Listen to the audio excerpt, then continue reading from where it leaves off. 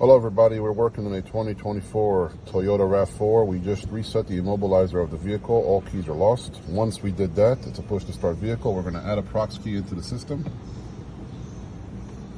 Let the machine do its thing. 0 keys registered. And it's going to ask us to install the battery. Ensure that the key reader registration placed on the passenger seat.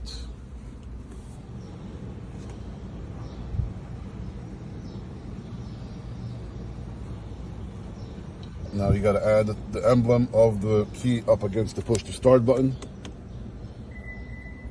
We wait for the double beep, which is a good thing. 1 key learned. And that's it. We do not want to register another key. The buttons do not work. So we're going to do the ID registration smart box to get the buttons to work.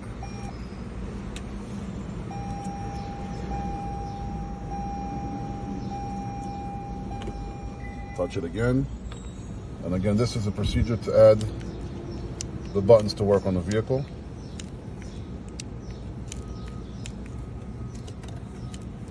There we go.